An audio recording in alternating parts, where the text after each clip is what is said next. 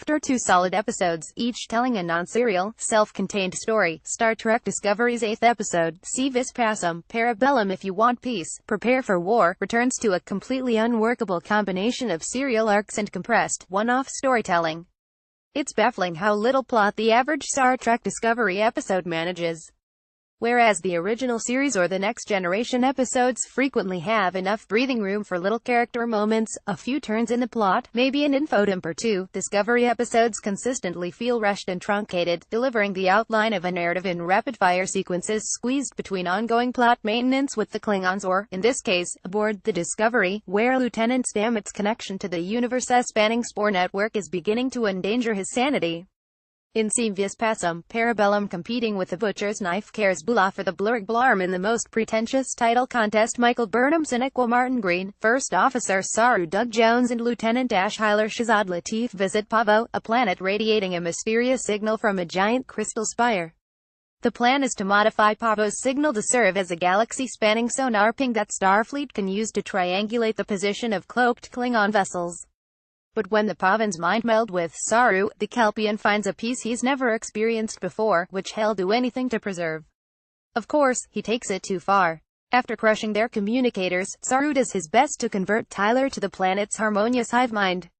But it doesn't really take, because, in one of the more confusing reveals of the episode, Saru isn't being manipulated or controlled by the Pavans. Nope, he just really likes being on Pavo, apparently enough to fight Burnham to the death. There's really not much use for a subtle critique here. The Pavans are dumb, Saru turning evil is dumb, and the episode's conflicts feel like notes rather than a fully fleshed out plot.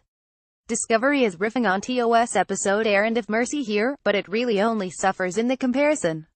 So, let's bag it. The Pavans can go back to their CGI goo matrix or whatever the hell their After Effects asses are made of. Instead, Si vis pacem, parabellum is maybe the best example yet of how Star Trek Discovery's serial storytelling consistently generates some of the most trite cliffhangers imaginable by smearing storylines over multiple episodes. Check out Admiral Cornwell, who got her dumbass captured by Klingons in Lethe. In this 8th episode she's interrogated by El-Rel, one of Cuvma's last remaining loyalists, who helped VOQ escape a death sentence from Cole. El-Rel immediately begs to defect and Cornwell is happy to go along with her escape plan. When they are caught in the act, El-Rel shoves Cornwell up against some sort of electric pylon, killing her. Presumably, Cornwell isn't actually dead and El-Rel is looking for her chance to slip away from Cole and escape with the Starfleet Admiral.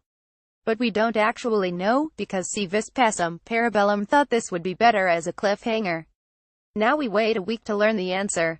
Rather than leave us with a new revelation or the promise of an answer to a question burning us up inside, Discovery mainly uses its serial storytelling to withhold the obvious.